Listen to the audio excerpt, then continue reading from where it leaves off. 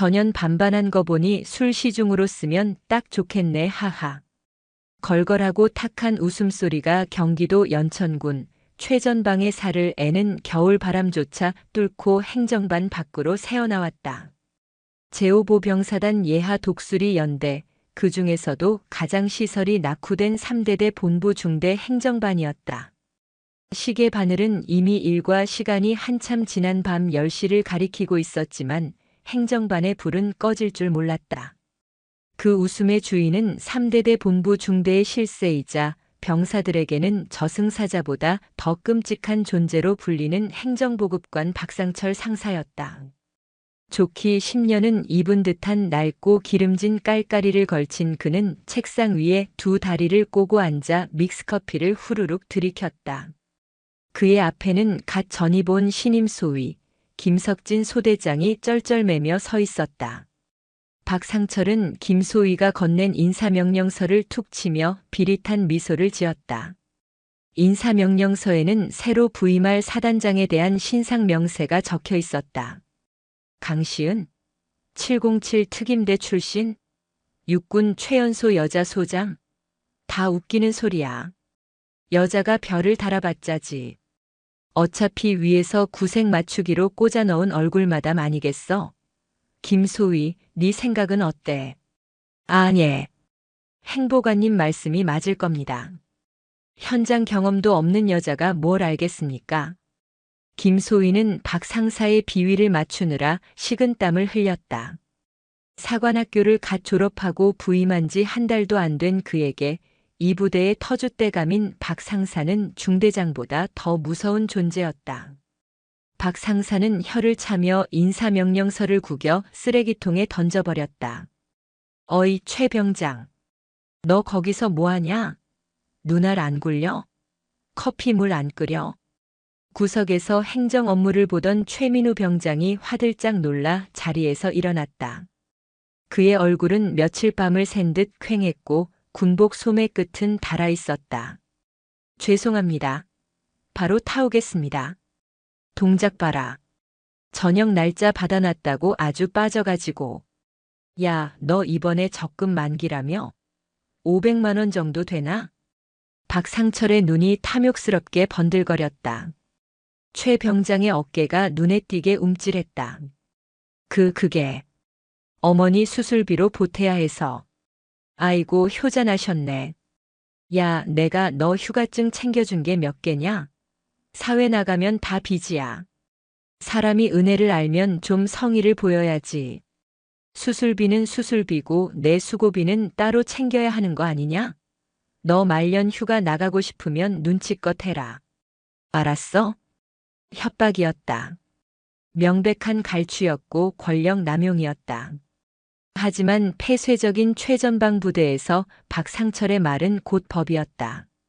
역대 중대장들은 박상철이 부대의 안살림을 꽉 쥐고 있다는 핑계로 그의 비리를 묵인해왔고 심지어 대대장조차 골치 아픈 일을 만들기 싫어 그를 방치했다. 덕분에 박상철은 병사들의 월급을 제 주머니 돈처럼 여기며 보급품을 빼돌려 인근 고물상에 팔아먹는 짓을 서슴지 않았다. 최 병장은 입술을 깨물었다. 주먹을 꽉 쥐었지만 말년 병장인 그가 할 수 있는 일은 없었다. 당장 내일 모레가 휴가 출발이었다. 만약 박 상사가 꼬투리를 잡아 휴가를 자르기라도 한다면 편찮으신 어머니를 볼 수 없게 된다. 억울함에 눈물이 핑 돌았지만 그는 고개를 숙이며 떨리는 목소리로 대답했다. 알겠습니다. 준비하겠습니다. 그래, 진작 그럴 것이지. 역시 최 병장이 사회생활을 할 줄 안다니까. 나가서 커피나 타와. 달달하게. 박상철은 콧노래를 흥얼거리며 서랍에서 장부를 꺼냈다. 그 장부에는 병사들에게서 뜯어낸 돈과 횡령한 보급품 내역이 암호처럼 적혀 있었다. 그는 이 장부 하나로 연천군 시내에 상가 건물을 하나 올릴 꿈에 부풀어 있었다. 정년 퇴직까지 앞으로 3년. 그때까지만 버티면 두둑한 연금과 함께 건물주로서의 편안한 노후가 보장되어 있었다. 누가 와도 내 왕국은 못 건드려. 별이 아니라 별 할아버지가 와도 여기는 내 구역이야. 그 시각 부대 정문 위병소 앞에는 칠흑 같은 어둠을 뚫고 검은색 세단 한 대가 소리 없이 멈춰 섰다. 눈발이 흩날리는 차가운 밤 공기 속에서 위병 조장이 손전등을 비추며 다가갔다.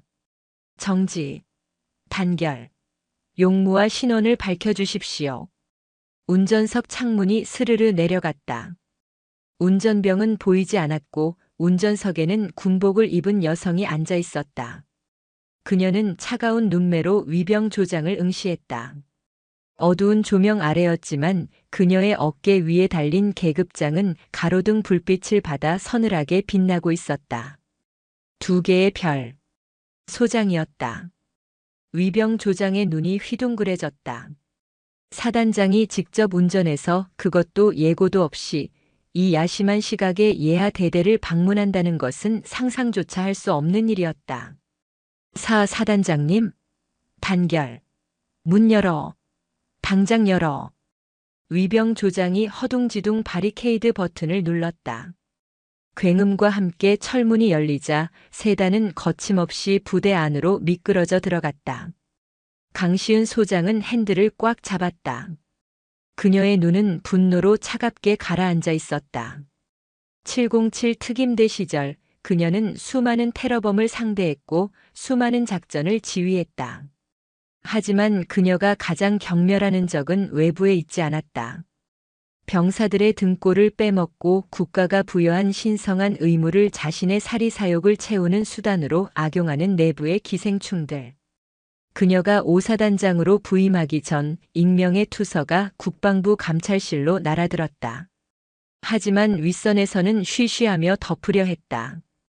군의 명예가 실추된다는 핑계였다. 강시은은 그 썩어빠진 관행을 도저히 참을 수 없었다. 그래서 취임식도 하기 전에 그녀는 직접 핸들을 잡고 이곳 연천으로 달려온 것이다. 차는 연병장을 가로질러 3대대 본부 중대 건물 앞에 멈췄다. 건물 안에서는 희미한 불빛이 새어나오고 있었다. 강시은은 차 문을 열고 내렸다. 차가운 연천의 바람이 그녀의 짧은 머리카락을 흩날렸다. 그녀는 가죽 장갑을 낀 손으로 군복 상의를 매무새 있게 고쳐 입었다. 쓰레기 냄새가 진동을 하는군. 그녀의 입에서 나온 첫마디였다. 강시은은 망설임 없이 건물 안으로 성큼성큼 걸어 들어갔다. 당직 사관이 졸고 있던 상황실을 지나 웃음소리가 새어나오는 행정반 문 앞에 섰다. 안에서는 여전히 박상철의 껄렁한 목소리가 들려왔다. 야, 김소위. 내가 말이야, 왕년에는 사단장하고도 형 동생 하던 사이야. 이번에 오는 강시은인가 뭔가 하는 여자도 내 손바닥 아니라니까. 오자마자 회식 한번 거하게 쏘고 봉투 좀 찔러주면 알아서 기게 되어 있어. 계집들이 원래 돈이랑 명품에 약하잖아. 강시은의 눈썹이 꿈틀했다. 그녀는 더 이상 들을 가치도 없다는 듯 문고리를 잡지 않고 군화발로 문을 그대로 걷어찼다. 쾅! 육중한 철문이 비명과 함께 벽에 처박혔다. 행정반 안의 정적이 순식간에 깨졌다.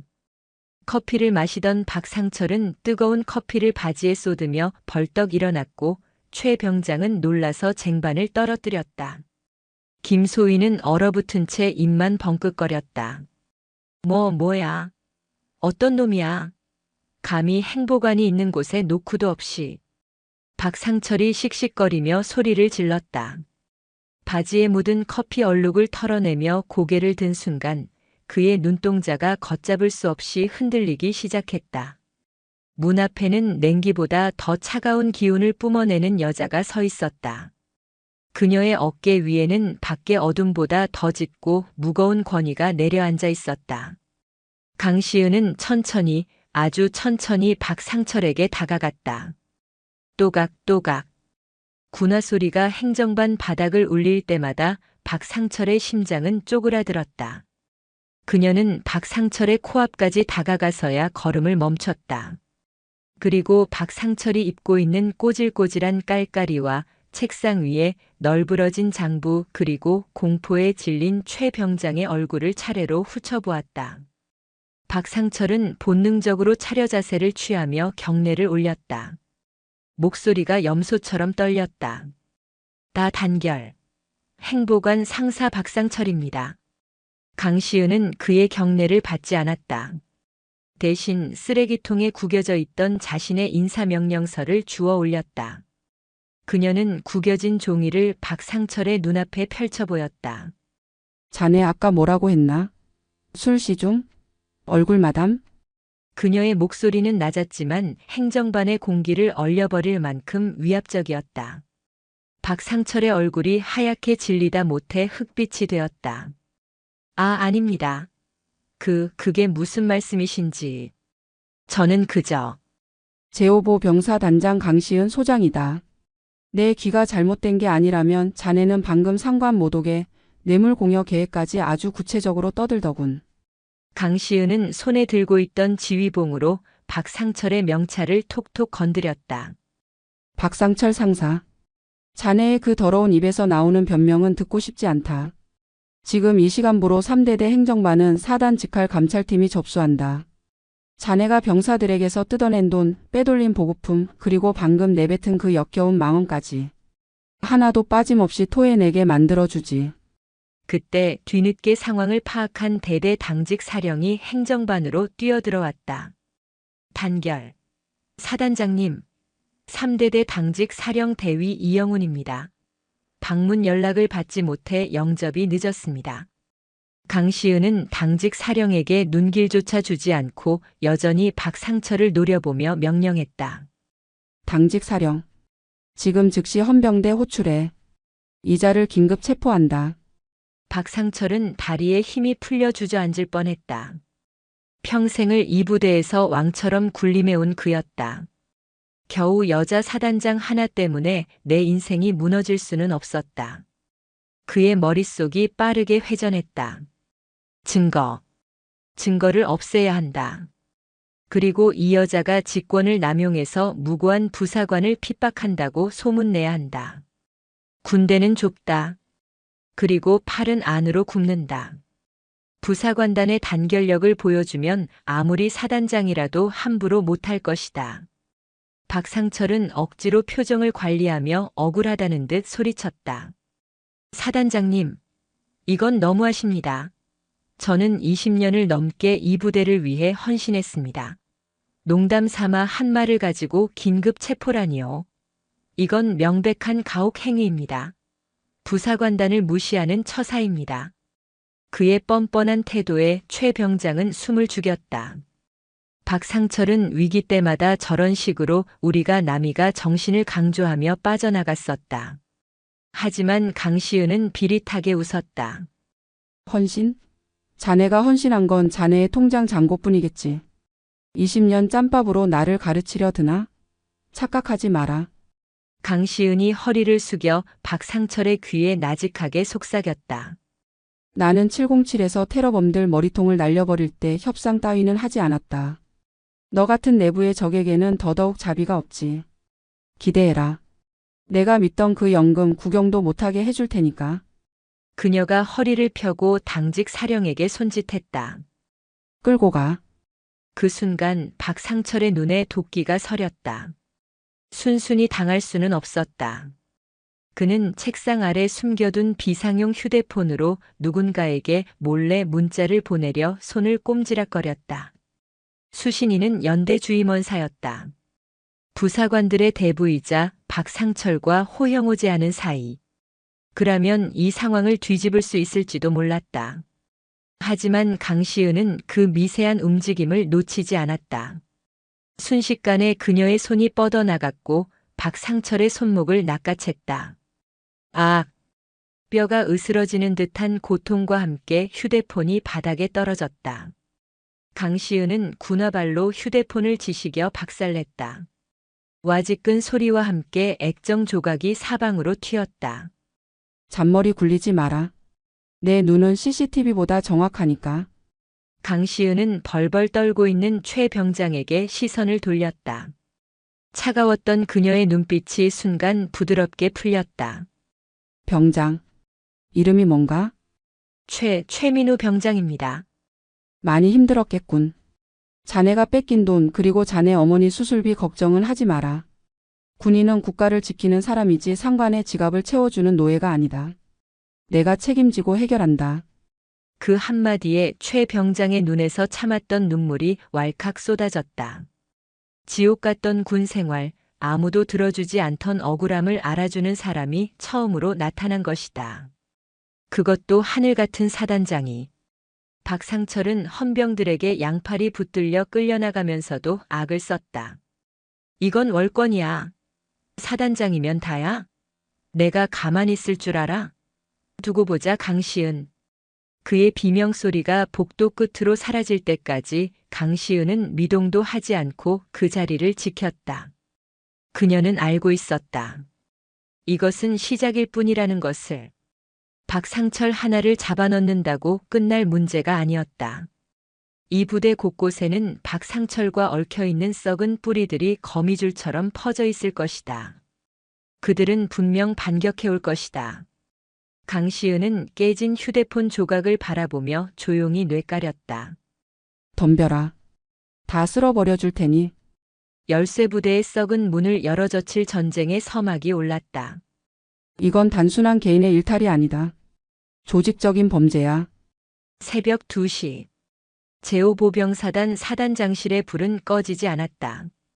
강시은 소장은 박상철 상사의 책상에서 압수한 낡은 장부를 탁자 위에 던지듯 내려놓았다.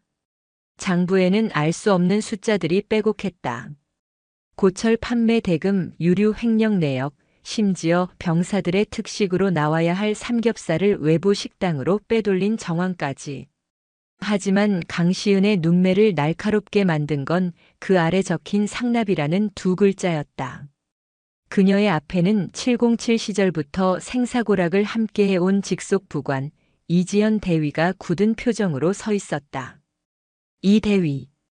이 장부에 적힌 금액, 박상철 혼자 먹었다고 보기엔 액수가 너무 커. 놈의 월급 통장 내역은? 예, 사단장님. 박상철 상사의 차명 계좌로 의심되는 통장을 추적 중입니다만 매달 말일마다 정체불명의 계좌로 현금이 이체된 기록이 있습니다. 수취인은 확인 중에 있습니다. 수치인 확인 따위 필요 없어. 물은 위에서 아래로 흐르지만 썩은 물은 아래에서 위로 올라가기도 하지. 3대 대장 마덕수 중령 그리고 연대 주임원사 최영달. 이 둘의 행적을 조사해. 강시은은 직감했다. 박상철은 행동대장에 불과했다. 그가 20년 동안이나 부대 안에서 무소불위의 권력을 휘두를 수 있었던 건 그 뒤를 봐주는 든든한 뒷배가 있었기 때문이다. 사단장님, 하지만 섣불리 건드렸다가는 역풍을 맞을 수도 있습니다. 마덕수 중령은 육사 출신의 군단 인사처장과 동기입니다. 최영달 원사는 이 사단에서만 30년을 근무한 토박이입니다. 부사관들의 인심을 꽉 잡고 있어서 자칫하면 사단장님이 부대를 장악하지 못하고 겉돌게 만들 수도 있습니다. 이 대위의 우려 섞인 조언에도 강시은은 차가운 미소를 지었다. 역풍? 바람이 불면 더 좋지. 그 바람에 썩은 가지들이 다 부러져 나갈 테니까. 내일 아침 전 참모 소집해.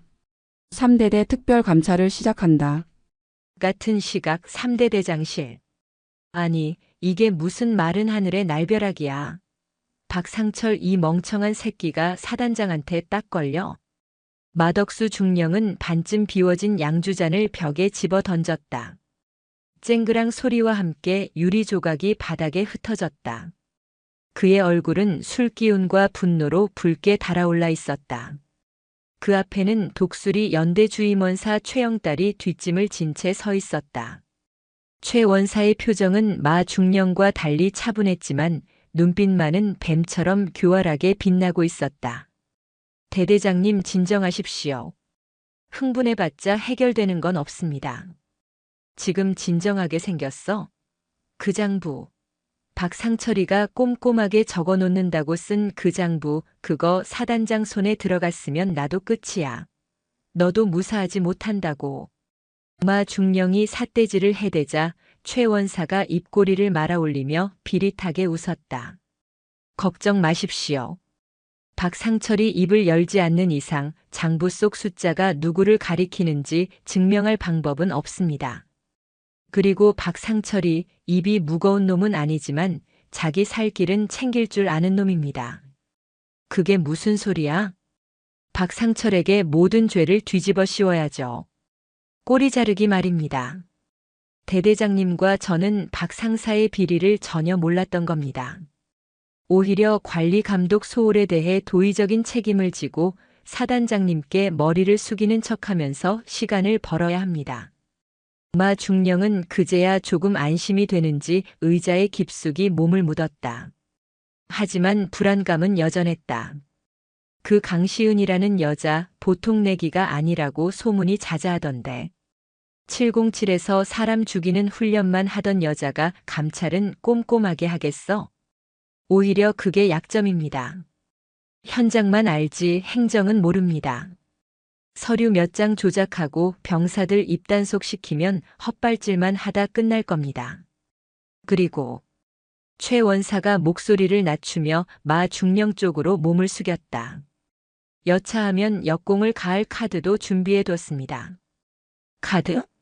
사단장이 밤늦게 술 취한 행보관을 찾아와 폭언을 하고 위력을 행사했다. 만약 조사 과정에서 박상철이가 강압 수사를 당했다고 인권위에 진정이라도 넣는다면 어떻게 될까요? 여론은 약자 편입니다. 별 2개가 힘없는 부사관을 짓밟았다는 프레임, 요즘 언론이 아주 좋아하는 먹잇감 아닙니까? 마 중령의 얼굴에 그제야 화색이 돌았다. 역시 최 원사야. 그래, 바로 그거야. 우린 그저 묵묵히 부대를 지키는 참군인 코스프레를 하고 뒤에서는 사단장을 독재자로 몰아가면 되는 거지. 두 사람의 검은 밀약이 오가는 사이 창밖에는 거센 눈보라가 몰아치고 있었다. 다음 날 아침 제5보병사단 3대대 연병장. 살을 애는 듯한 칼바람 속에서 전 병력이 도열해 있었다. 분위기는 살벌했다. 어젯밤 박상철 행보관이 헌병대에 끌려갔다는 소문은 삽시간에 퍼졌다. 병사들은 통쾌해하면서도 한편으로는 피바람이 불어닥칠 것을 예감하며 잔뜩 긴장해 있었다. 검은색 지휘 차량 행렬이 연병장으로 들어섰다. 강시은 소장이 차에서 내리자 마덕수 중령이 과장된 동작으로 달려가 거수 경례를 붙였다. 단결. 3대 대장 중령 마덕수. 사단장님의 부대 방문을 환영합니다. 강시은은 마 중령의 경례를 힐끔 쳐다보고는 대충 받아주었다.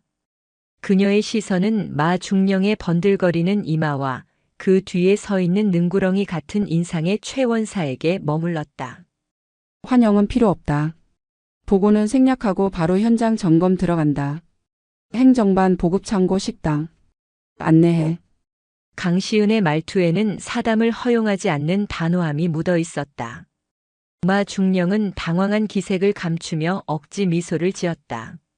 아, 예. 물론입니다. 그런데 사단장님 오시느라 고생하셨는데 대대장실에서 따뜻한 차라도 한잔하시고. 마 중령.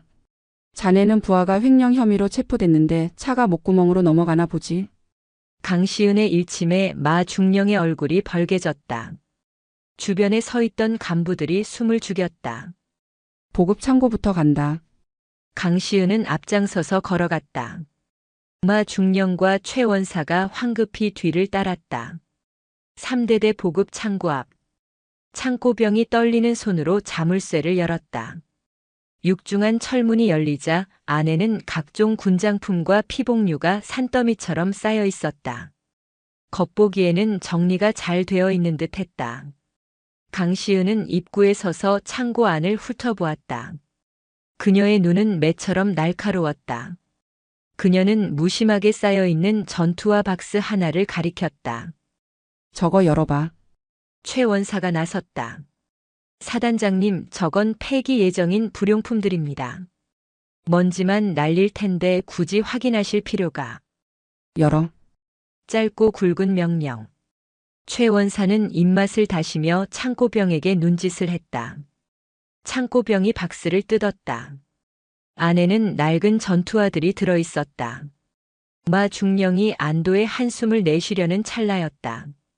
강시은이 직접 다가가 박스 안쪽 깊숙한 곳에 손을 집어넣었다. 그리고 낡은 전투화들을 걷어내자 그 아래에 숨겨져 있던 새 전투화 박스들이 드러났다.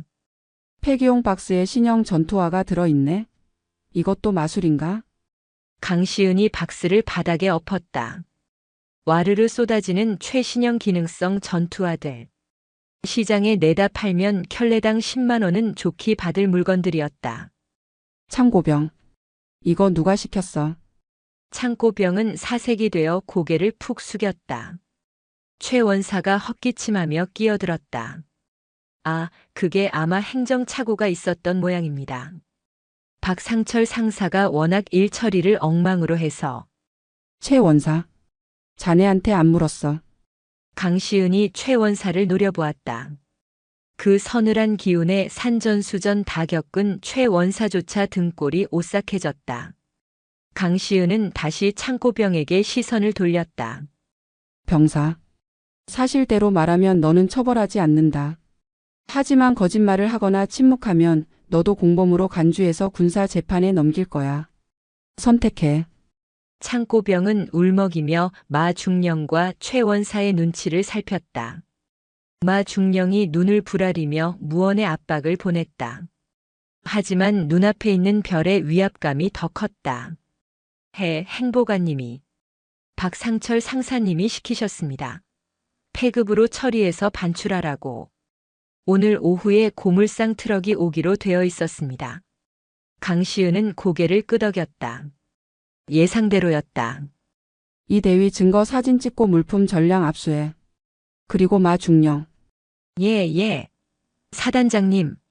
자네 부대 보급품 관리가 이 지경이 될 때까지 대대장은 뭘 했나? 박상철이 혼자서 이 많은 걸 빼돌릴 동안 정말 몰랐나? 면목 없습니다. 제가 부덕한 탓입니다. 박상철 그놈이 이렇게까지 썩었을 줄은 꿈에도 몰랐습니다. 철저히 조사해서 엄벌하겠습니다. 마 중령은 꼬리를 바짝 내리고 모든 죄를 박상철에게 돌렸다.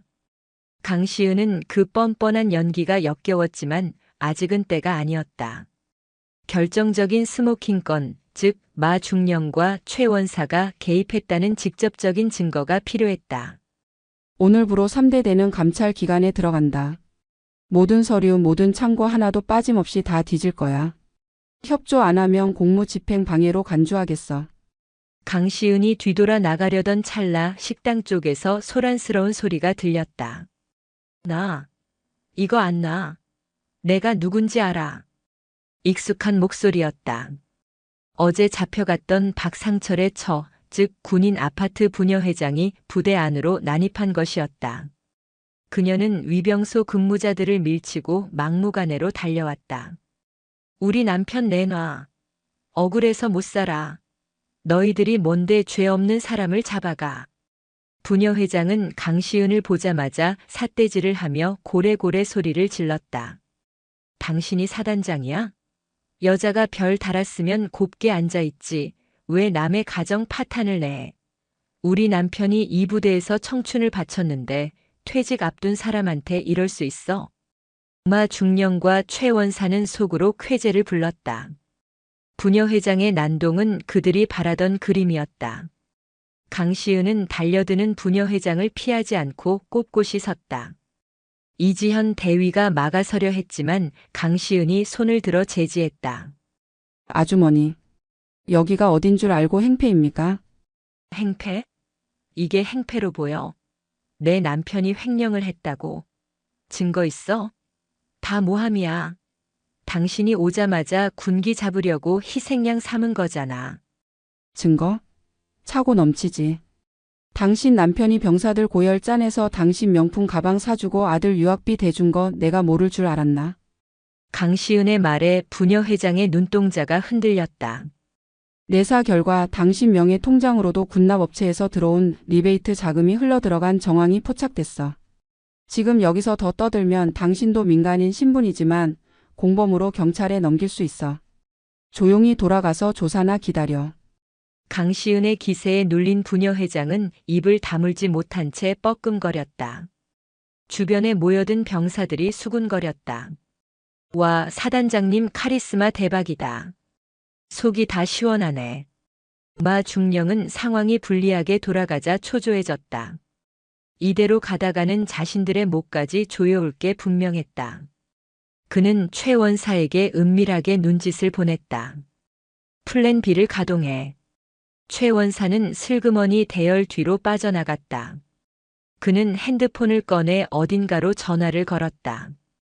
나다. 준비해라. 오늘 저녁이다. 타깃은 사단장. 그래, 확실하게 보내버려야지. 관심 병사 하나 섭외해놨지. 좋아. 대본대로만 하면 돼. 통화를 마친 최 원사의 입가에 섬뜩한 미소가 번졌다. 감찰은 순조롭게 진행되는 듯 했다. 강시은의 감찰팀은 3대대에 썩은 환부를 도려내듯 샅샅이 뒤졌다. 점심시간 간부 식당이 아닌 병사 식당에서 병사들과 함께 식판을 비운 강시은은 잠시 휴식을 취하기 위해 대대장실이 아닌 비어있는 중대장실로 들어갔다. 그때 누군가 문을 두드렸다. 똑똑. 사단장님, 상담을 좀 하고 싶은 병사가 있습니다. 이 대위의 목소리였다. 들어오라고 해. 문이 열리고 쭈뼛거리는 이등병 하나가 들어왔다. 체구가 왜소하고 눈빛이 불안한 병사였다. 그는 들어오자마자 바닥에 무릎을 꿇고 울음을 터뜨렸다. 사단장님, 살려주십시오. 너무 힘듭니다. 강시은은 당황하지 않고 병사에게 다가갔다. 일어나. 군인이 무릎은 함부로 꿇는 게 아니야. 무슨 일이지? 누가 괴롭히나? 그게 사실은. 병사는 말을 잇지 못하고 흐느꼈다. 강시은이 그를 달래려 어깨에 손을 올리려는 순간 병사가 갑자기 비명을 지르며 뒤로 낮아빠졌다. 으악! 살려주세요. 때리지 마세요. 뭐? 강시은이 영문을 몰라 멈칫한 사이 문이 벌컥 열리며 마 중령과 최 원사 그리고 스마트폰으로 동영상을 촬영 중인 정훈 장교가 들이닥쳤다. 사단장님, 지금 뭐 하시는 겁니까? 마 중령이 소리쳤다. 바닥에 쓰러진 이등병은 옷을 찢으며 발작하듯 소리쳤다. 사단장님이 제 상담을 해주신다면서. 갑자기 욕을 하고 발로 찼습니다. 707 출신은 다 이렇게 합니까? 으허헝. 완벽한 함정이었다. 마 중령은 짐짓 심각한 표정으로 말했다. 이거 큰일이군요. 마음의 편지를 쓸어온 관심 병사를 사단장님이 폭행하시다니. 이거 영상 다 찍혔습니다. 헌병대 조사가 불가피하겠군요. 강시은은 차가운 눈으로 바닥에서 연기하는 이등병과 회심의 미소를 짓고 있는 마덕수 최영달을 번갈아 보았다. 재미있네. 아주 삼류 막장 드라마를 찍는군. 강시은은 전혀 당황하지 않았다. 오히려 그녀의 입가에는 싸늘한 비웃음이 걸렸다. 너희들 상대를 잘못 골랐어. 내가 707에서 뭘 배웠는지 아나? 저기 파놓은 함정은 밟아주는 척하면서 그 함정 안에 수류탄을 까 넣는 거야. 그녀는 주머니에서 자신의 스마트폰을 꺼냈다. 녹음 중인 화면이 켜져 있었다. 방금 이 방에 들어올 때부터 녹음 중이었다. 이 병사가 혼자 쇼를 하고 너희들이 타이밍 맞춰 들어오는 소리까지 아주 선명하게 담겼겠군. 무고죄의 상관 모독 증거 조작까지. 이제 별 하나씩 더 달아줄 제목이 늘었네. 마 중령과 최 원사의 얼굴이 순식간에 굳어졌다. 그들은 강시은이 이렇게까지 치밀할 줄은 몰랐던 것이다. 하지만 최 원사는 아직 포기하지 않았다. 녹음 파일 하나로 상황이 바뀔 것 같습니까? 병사의 눈물은 핵폭탄보다 강합니다. 우리는 이 영상을 언론에 제보할 겁니다. 진실 공방으로 가면 누가 손해일까요? 소장님, 진급 욕심 없으십니까? 최 원사가 본색을 드러냈다. 협박이었다. 강시은은 핸드폰을 주머니에 넣고 한 걸음 다가갔다. 진급. 내가 그딴 거에 목매는 사람처럼 보이나? 나는 내 부하들이 부끄럽지 않은 군대를 만들고 싶을 뿐이야. 언론에 제보해. 나도 다 까발려 줄 테니까. 대신 감당할 수 있겠어? 너희들이 저지른 짓들. 팽팽한 긴장감이 흐르는 가운데 밖에서 헬기 소리가 들려왔다. 두두두두. 창밖으로 500MD 헬기 한 대가 연병장에 착륙하고 있었다. 헬기에서 내린 사람은 군단 헌병대장과 수사관들이었다. 강시은이 말했다. 내가 불렀어. 사단 헌병대는 너희랑 한패일까봐 군단에 직접 요청했지. 이제 진짜 조사가 시작될 거야. 준비 운동은 끝났어.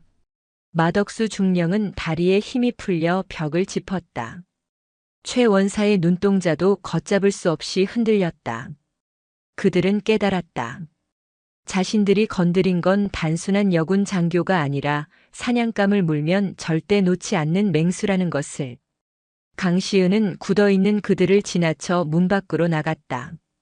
그녀의 등 뒤로 겨울바람이 세차게 몰아쳤지만 그녀의 걸음은 거침이 없었다.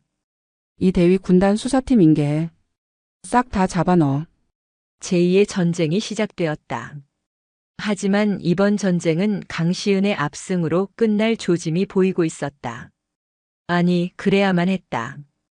군단 헌병대의 사이렌 소리가 요란하게 연병장을 울렸지만 마덕수 중령과 최영달 원사의 표정은 의외로 담담했다. 아니, 오히려 입가에는 비릿한 미소가 걸려 있었다. 그들은 이미 더 큰 판을 짜두고 있었다. 헌병대 수사관들이 들이닥쳐 현장을 통제하는 사이 정훈 장교가 슬그머니 뒤로 빠져 휴대폰 전송 버튼을 눌렀다. 전송 완료. 수신이는 이슈 사냥꾼이라는 닉네임을 쓰는 군 관련 폭로 전문 유튜버였다. 사단장님, 군단 헌병대 수사과장입니다. 일단 신고가 접수되었으니 절차대로 진행하겠습니다. 하지만 수사과장은 난처한 표정으로 바닥에 누워 뒹구는 관심병사와 강시은 소장을 번갈아 보았다. 쌍방의 주장이 엇갈리고 있습니다. 병사는 폭행을 당했다고 주장하고 사단장님은 자작극이라고 하십니다. 일단 두 분 다 조사를 받으셔야 합니다. 절차대로 해. 내 녹음 파일도 증거로 제출하지. 강시은은 당당했다. 하지만 그녀가 간과한 것이 하나 있었다. 군대의 폐쇄성과 외부 여론의 속도 차이였다. 그날 저녁 대한민국 인터넷 커뮤니티가 발칵 뒤집혔다. 속보 육군 최연소 여자 소장 상담하러 온 관심 병사에게 폭언 및 폭행 의혹. 충격 영상 공개. 자극적인 썸네일과 함께 교묘하게 편집된 영상이 퍼져나갔다. 영상 속에서는 강시은이 병사에게 다가가는 장면과 병사가 비명을 지르며 쓰러지는 장면만 악의적으로 이어붙여져 있었다. 강시은이 일어나라고 말하는 장면은 마치 위협하는 것처럼 보였고 병사의 눈물은 너무나도 애처롭게 연출되었다. 댓글 반응은 폭발적이었다. 여자라고 진급시켜줬더니 병사를 패? 707 출신이라더니 사람 잡네. 저런 사람이 장군이라니 나라 꼴 잘 돌아간다. 여론은 순식간에 강시은을 괴물로 만들었다. 진실은 중요하지 않았다. 대중은 눈앞의 자극적인 영상에 열광했고 마녀 사냥을 시작했다. 다음 날 아침 사단장실. 전화벨이 쉴 새 없이 울려댔다. 국방부 육군본부 언론사. 강시은은 수화기를 내려놓은 채 창밖을 바라보고 있었다. 연천의 겨울산은 하얗게 눈으로 뒤덮여 있었지만 그녀의 마음은 그보다 더 차갑게 식어 있었다. 똑똑. 이지현 대위가 창백한 얼굴로 들어왔다. 사단장님. 육군본부 감찰실에서 직무정지 명령이 내려왔습니다. 조사가 끝날 때까지 관사에서 대기하라는 지시입니다. 강시은은 예상했다는 듯 덤덤하게 고개를 끄덕였다. 빠르군. 놈들이 믿는 구석이 있었어. 억울하지 않으십니까? 녹음 파일 원본을 공개하면 되잖습니까? 이 대위가 분통을 터뜨렸다. 하지만 강시은은 고개를 저었다. 지금 공개해봤자 조작된 녹음이라고 물타기 할 게 뻔해. 영상이 가진 시각적 충격이 너무 커서 내 목소리는 묻힐 거다. 놈들은 그걸 노린 거고. 그때 마덕수 중령이 사단장실 문을 열고 들어왔다. 노크도 없었다. 직무 정지된 사단장은 더 이상 자신의 상관이 아니라는 듯 거만한 태도였다. 단결. 짐 싸시라고 전화로 왔습니다. 후임 사단장 대리 오실 때까지 관사에 얌전히 계시죠. 마 중령의 뒤로 최영달 원사가 징그러운 웃음을 흘리며 따라 들어왔다. 아이고 우리 소장님. 707 전설이라더니 유튜버 한 방에 가시네요. 세상 참 좋아졌습니다.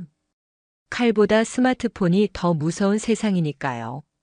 최 원사는 책상 위에 놓인 강시은의 지휘봉을 건방지게 만지작거렸다. 저희가 횡령 좀 했다고 칩시다. 그래봤자 생계형 비리 아닙니까?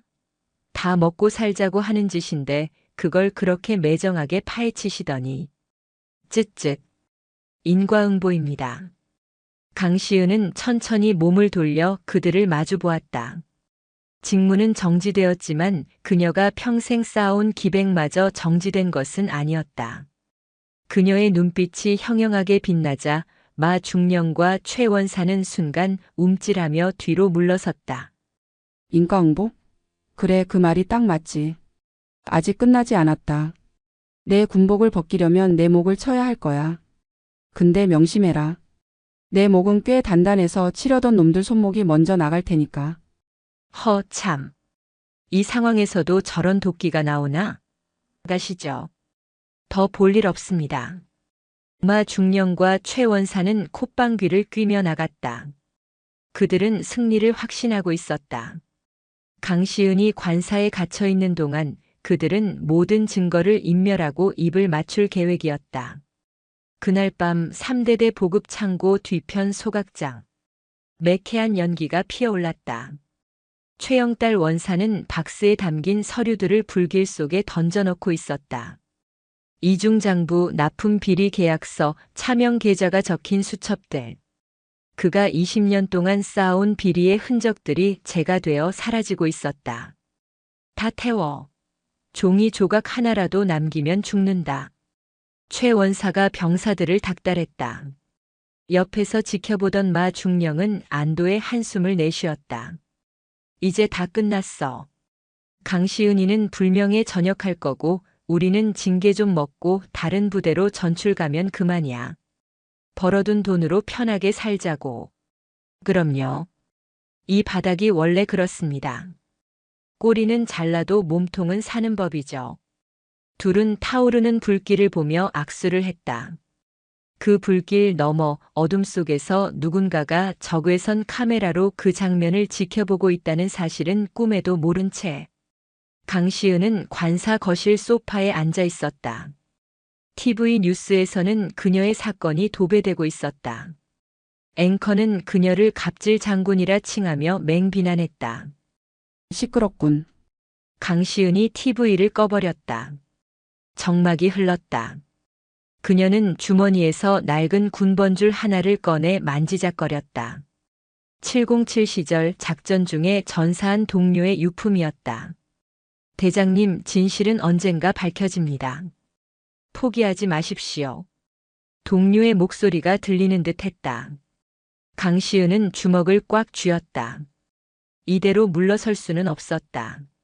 놈들이 여론전으로 나온다면 자신은 게릴라전으로 승부한다. 그때 베란다 창문 쪽에서 작은 인기척이 들렸다. 똑똑. 새소리 같은 규칙적인 신호. 강시은의 눈이 번쩍 뜨였다. 저건 707 시절 팀원들끼리 쓰던 암구호였다. 그녀가 조용히 커튼을 걷고 창문을 열었다. 어둠 속에서 검은 그림자 하나가 날렵하게 안으로 들어왔다.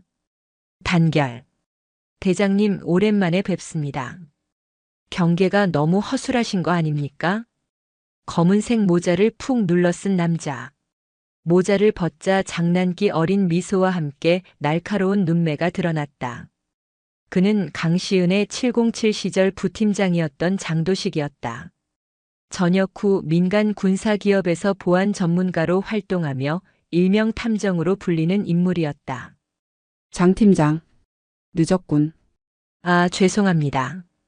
오사단 위병소 뚫는 건 일도 아닌데 똥파리들이 하도 많아서 따돌리고 오느라 좀 걸렸습니다. 장도식은 넉살 좋게 웃으며 배낭을 내려놓았다. 대장님 뉴스 봤습니다. 아주 국민 역적이 되셨던데요. 근데 저는 알죠.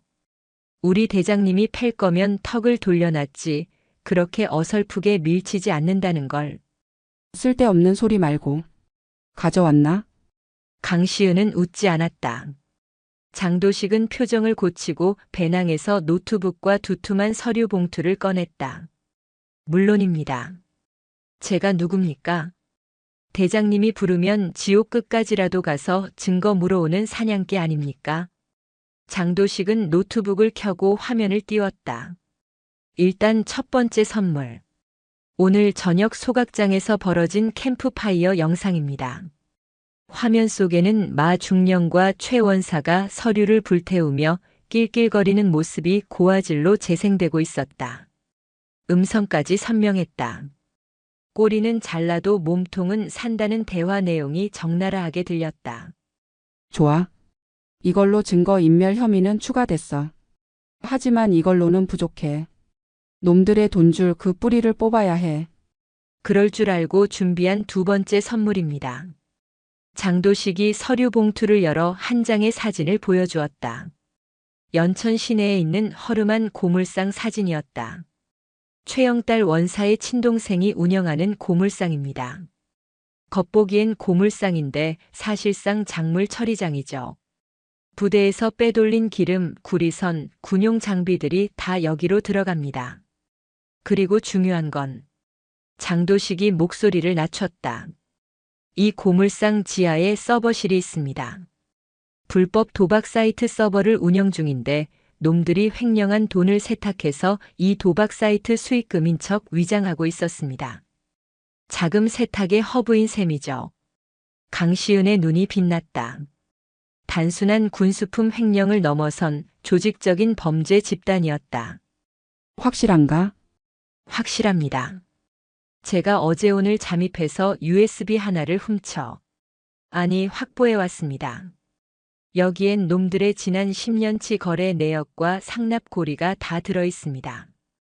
심지어 뇌물을 받은 위쪽 영감님들 명단까지요. 장도식이 흔들어 보인 작은 저장 장치. 그것은 마덕수와 최영달 그리고 그들의 배후를 일망타진할 핵폭탄이었다. 잘했다 장 팀장. 역시 내 부하답군. 강시은이 처음으로 옅은 미소를 지었다. 근데 대장님, 이걸 지금 헌병대에 넘기면 안 됩니다.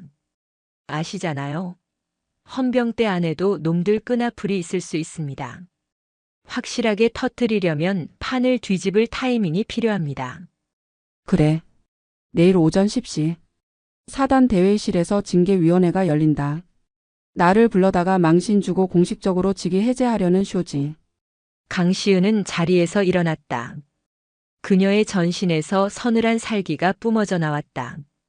그 쇼의 주인공을 바꿔주지. 장 팀장 준비해. 네. 작전명은 뭐로 할까요? 작전명 청소. 더러운 쓰레기들을 싹 쓸어버린다. 다음 날 오전 10시. 제5보병사단 본청 대회의실. 징계위원회장은 엄숙하다 못해 무거운 공기가 짓누르고 있었다. 정면에 앉은 징계위원장은 군단 인사처장이었다. 마덕수 중령의 동기이자 평소 강시은을 눈의 가시처럼 여기던 인물이었다. 양옆에는 법무참모와 감찰참모들이 배석해 있었다. 방청석에는 마덕수 중령과 최영달 원사가 의기양양하게 앉아 있었다. 그들은 오늘이 강시은의 장례식이라고 생각했다. 징계 대상자 강시은 소장. 입장하세요. 문이 열리고 강시은이 들어왔다. 정복 차림이었다. 가슴에는 훈장과 약장이 빼곡했고 어깨에 별 2개는 조명 아래서 더욱 빛났다. 그녀는 죄인처럼 고개를 숙이지 않았다.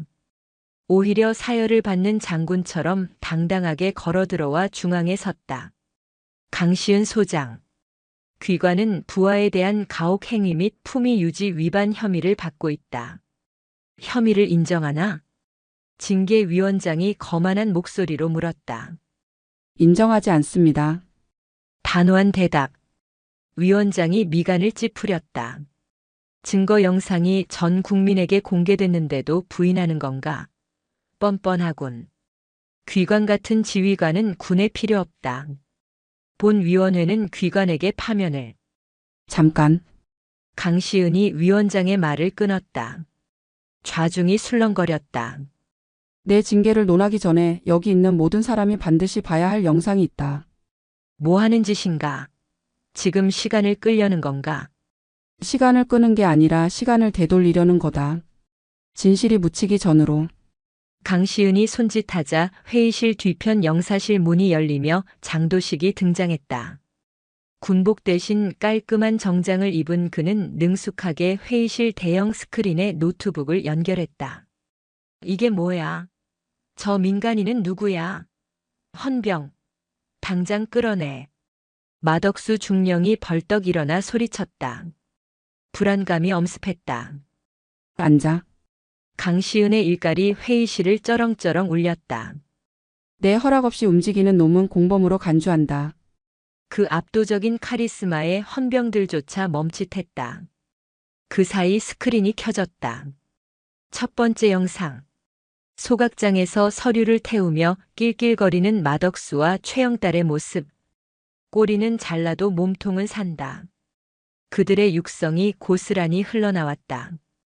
회의실이 찬물을 끼얹은 듯 조용해졌다. 마 중령의 얼굴이 백지장처럼 하얘졌고 최 원사는 입을 떡 벌렸다. 저거 조작입니다. 딥페이크입니다. 최 원사가 악을 썼다. 하지만 영상은 멈추지 않았다. 두 번째 화면. 엑셀 파일이었다. 제오보 병사단 비밀 장부라는 제목 아래 횡령액과 상납 리스트가 스크롤되어 내려갔다. 그리고 리스트 중간에 징계위원장인 군단 인사처장의 이름도 선명하게 박혀 있었다. 징계위원장이 숨을 들이켰다. 자신의 이름 옆에는 골프 접대 5회 현금 3천만 원이라는 내역이 적혀 있었다. 강시은은 천천히 위원장석으로 다가갔다. 위원장님. 아니 선배님. 제 품위 유지를 논하시기 전에 본인 품위부터 챙기셔야겠습니다. 저기 적힌 날짜들 알리바이 있으십니까? 이건 모함이야. 어디서 이런 가짜 문서를. 가짜인지 진짜인지는 검찰단이 판단하겠죠. 장 팀장 다음. 세 번째 영상. 이것이 결정타였다. 최 원사가 관심 병사를 으슥한 곳에서 만나는 장면이었다. 야, 너 눈 딱 감고 한 번만 구르면 돼. 내가 너 의병 제대시켜준다니까? 사단장 그 여자만 보내버리면 너는 평생 놀고 먹게 해줄게. 병사에게 돈 봉투를 건네는 장면까지 고스란히 찍혀 있었다. 이른바 몰카였다. 장도식이 미리 설치해둔 초소형 카메라에 걸려든 것이었다. 회의실은 아수라장이 되었다. 배석했던 법무 참모들이 웅성거렸다. 이건 단순 징계감이 아니라 구속 수사가 필요한 중대 범죄였다. 강시은이 마 중령과 최 원사 앞으로 다가갔다. 둘은 사시나무 떨듯 떨고 있었다. 자, 이제 누가 옷을 벗어야 하지? 최 원사가 갑자기 바닥에 납작 엎드렸다. 사단장님, 죽을 죄를 지었습니다. 저는 시키는 대로 했을 뿐입니다. 다 저 마덕수 중령이 시킨 겁니다. 살려주십시오. 뭐? 이뱀 같은 늙은이가. 내가 아이디어 냈잖아. 마 중령이 최 원사의 멱살을 잡았다. 서로 살겠다고 물어뜯는 꼴이 아주 볼만했다. 강시은은 그 추악한 광경을 차갑게 내려다보며 말했다. 서로 싸울 힘 아껴도. 국군 교도소 가서 평생 싸워야 할 테니까. 그때 밖에서 대기하고 있던 국방부 검찰단 수사관들이 들이닥쳤다. 강시은이 어젯밤 장도식의 자료를 바탕으로 상부에 직접 보고해 긴급 파견된 팀이었다. 군단 헌병대 따위는 믿지 않은 결과였다. 마덕수, 최영달 그리고 수사관이 징계위원장을 가리켰다. 김철수 준장. 뇌물수수 및 직권남용, 무고, 교사 혐의로 긴급 체포합니다. 은팔찌, 아니 수갑이 그들의 손목에 채워졌다. 마 중령은 질질 끌려나가며 강시은을 향해 비명을 질렀다. 강시은, 내가 군 생활 편하게 할 수 있을 것 같아? 내 뒤에 누가 있는지 알아? 강시은은 피식 웃었다. 내 뒤에 누가 있든 상관없어. 줄줄이 엮어서 다 간방에 쳐넣어 줄 테니까. 가서 전해. 오사단에 미친 개가 한 마리 풀렸다고. 상황이 정리되고 회의실에는 강시은과 이지연 대위, 그리고 장도식만이 남았다. 와, 대장님. 마지막 대사 진짜 영화 같았습니다. 미친 개. 그 전율이 쫙. 장도식이 엄지를 치켜 세웠다.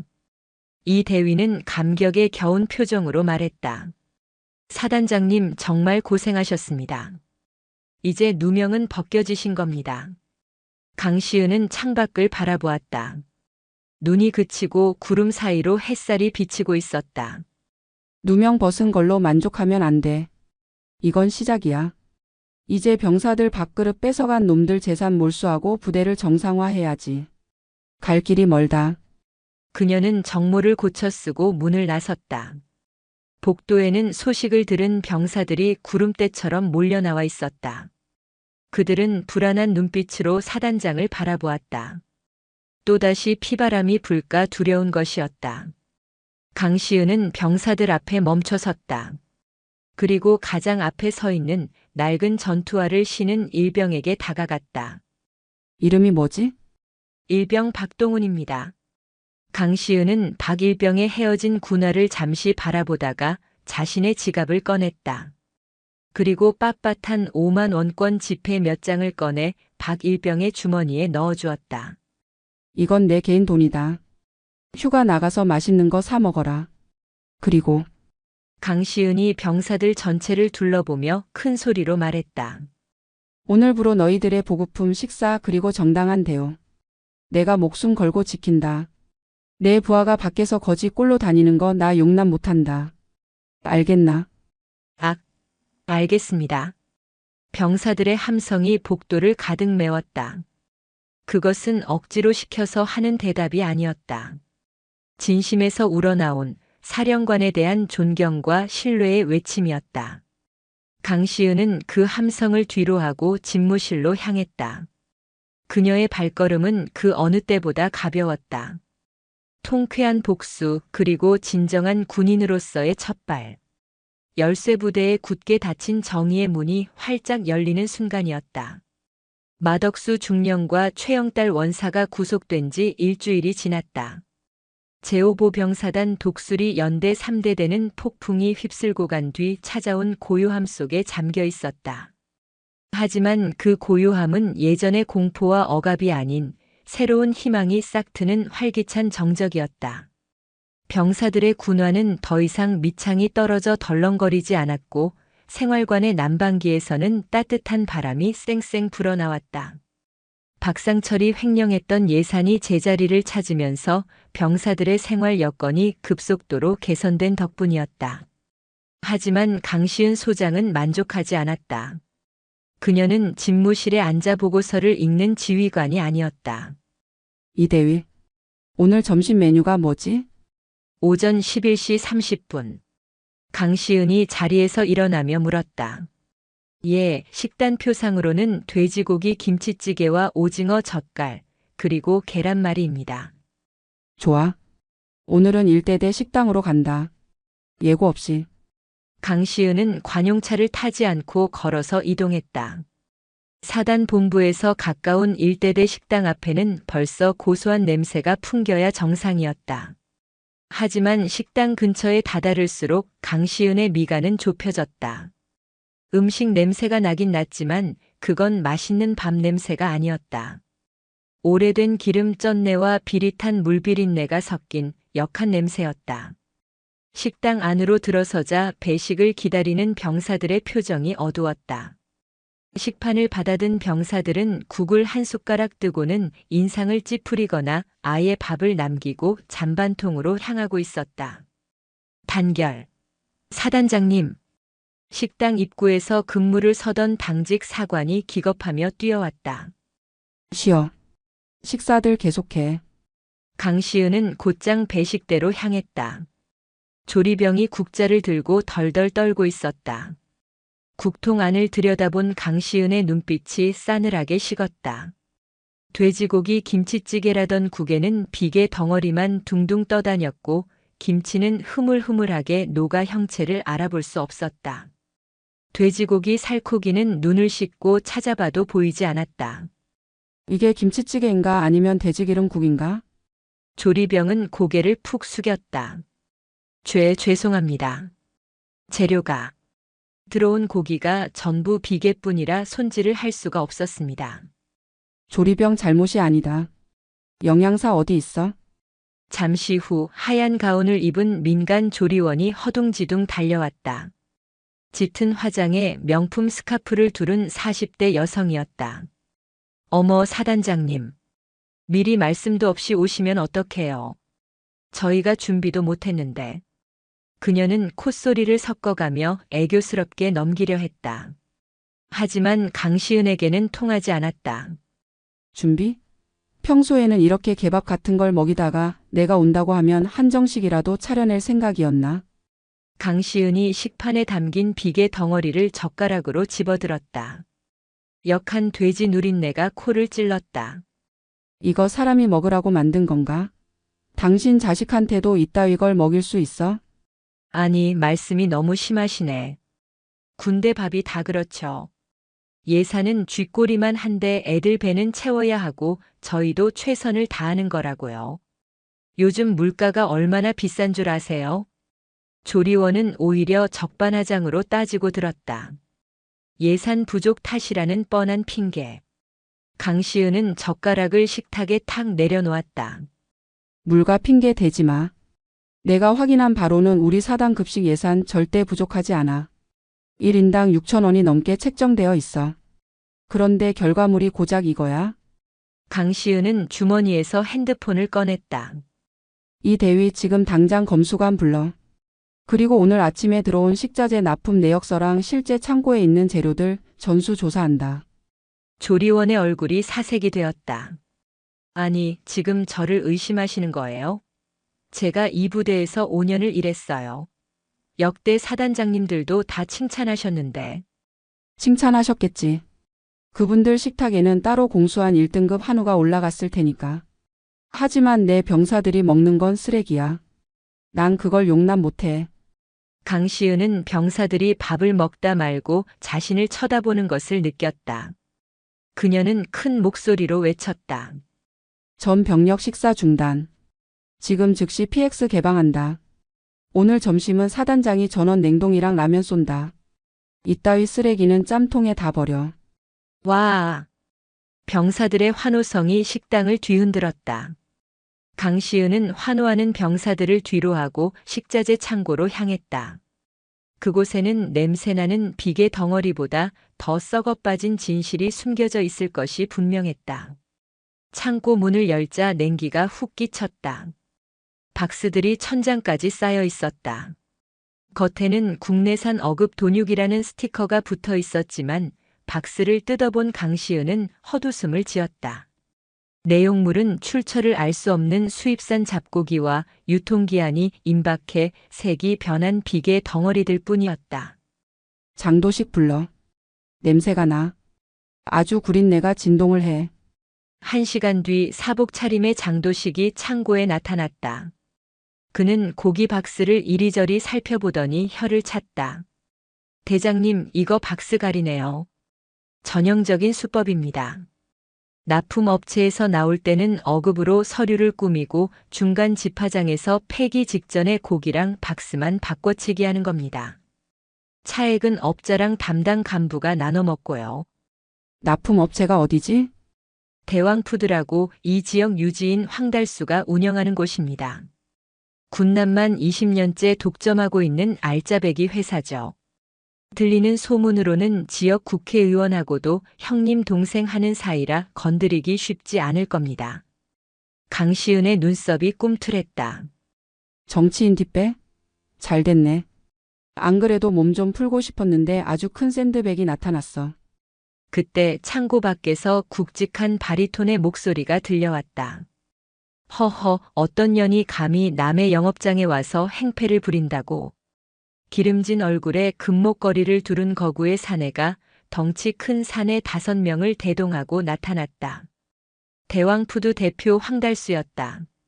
그는 강시은을 위아래로 훑어보며 비웃었다.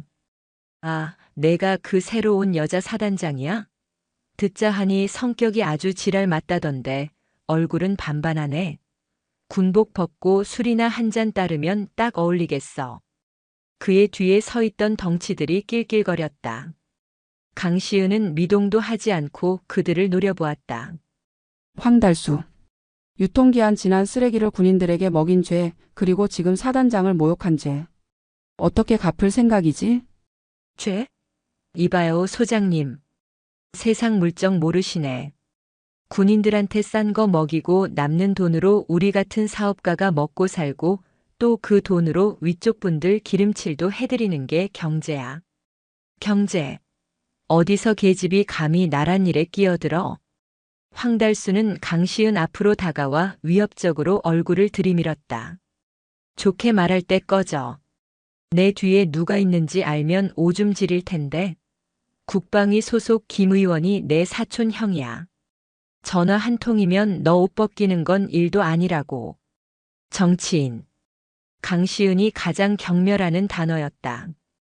그녀는 천천히 가죽 장갑을 고쳐 꼈다. 김 의원이든 박 의원이든 상관없어. 내 구역에 썩은 고기를 밀어 넣은 순간 넌 그냥 범죄자야. 그리고 범죄자는 강시은의 눈빛이 번뜩였다. 맞아야 정신을 차리지. 그녀의 말이 끝나기가 무섭게 황달수의 손이 올라갔다. 강시은의 뺨을 때리려는 속셈이었다. 하지만 그 손은 허공에서 멈췄다. 강시은이 그의 손목을 낚아챈 것이다. 이거 안 나? 우드득. 뼈가 어긋나는 소리와 함께 황달수의 비명이 창고를 울렸다. 아, 야, 뭐해? 전연 잡아. 황달수의 명령에 뒤에 있던 덩치들이 일제히 달려들었다. 장도식이 나서려 했지만 강시은이 손을 들어 제지했다. 건드리지 마. 내가 한다. 그녀는 707 특임대 시절 대테러 진압의 1인자였다. 근육만 키운 동네 깡패들은 그녀의 상대가 되지 못했다. 가장 먼저 달려든 덩치의 주먹을 가볍게 피한 강시은은 그대로 그의 명치를 팔꿈치로 가격했다. 억소리와 함께 거구가 바닥에 고꾸라졌다. 이어지는 두 번째 놈의 발차기를 피하고 로우킥으로 무릎을 걷어찼다. 딱 하는 소리가 날 정도로 강력한 타격이었다. 순식간에 5명의 덩치들이 바닥에 나뒹굴었다. 1분도 채 걸리지 않았다. 강시은은 숨 하나 흐트러지지 않은 채 바닥에 주저앉아 벌벌 떨고 있는 황달수에게 다가갔다. 전화해. 네네. 어디다가? 내가 믿는다는 그 사촌형. 국회의원한테 전화하라고. 내가 지금 너 반죽은 만들어 놨으니까 살려달라고 빌어. 황달수는 공포에 질려 뒷걸음질 쳤다. 눈앞의 여자는 군인이 아니라 저승사자였다. 안 해? 그럼 내가 하지. 헌병대 불러서 내 놈들 싹 다 업무 방해랑 군용물 절도 사기 혐의로 구속시킬 거니까. 그때 식당 밖에서 사이렌 소리가 들려왔다. 이번엔 강시은이 부른 헌병대였다. 대왕푸드 대표 황달수가 구속되자 5사단의 식판은 몰라보게 달라졌다. 하지만 강시은은 알고 있었다. 황달수 같은 민간업자가 감히 사단장에게 뒷배가 있다고 큰 소리칠 수 있었던 건 그 뒤에 군복을 입은 더 거대한 권력이 버티고 있기 때문이라는 것을. 그녀의 예상대로였다. 황달수의 구속 소식이 전해지자 육군본부 군수사령부의 공기가 얼어붙었다. 육군 군수사령관실. 강시은. 그 계집애가 기어이 사고를 쳤군. 군수사령관 박진철 중장이 책상을 내리쳤다. 그는 군내 사조직인 청룡회의 수장이자 황달수에게서 매달 거액의 상납금을 받아 챙기던 몸통이었다. 사령관님, 황달수가 입을 열면 우리까지 위험해집니다. 그 전에 강시은을 쳐내야 합니다. 옆에 서 있던 군수처장이 다급하게 말했다. 박진철 중장의 눈매가 매섭게 좁아졌다. 감찰로는 안 돼. 놈이 워낙 깨끗해서 털어도 먼지가 안 나와. 그렇다면 군인의 목숨인 경계 작전을 건드려야지. 그는 전화기를 들어 예하 특수정보부 대장에게 은밀한 지시를 내렸다. 오늘 밤 5사단 섹터로 가상적을 투입해. 뚫어버려. 사단장이 경계 실패로 보직 해임되게 만들어. 그날 밤 새벽 2시 5사단 최전방 GOP. 안개가 자욱하게 낀 철책선 부근. CCTV 화면을 노려보던 강시은의 무전기가 치지직거렸다. 지휘 통제실. 여기는 15소초. 미상 물체 식별. 철책 절단 흔적 발견. 비상벨이 울리고 상황실이 발칵 뒤집혔다. 실제 상황이었다.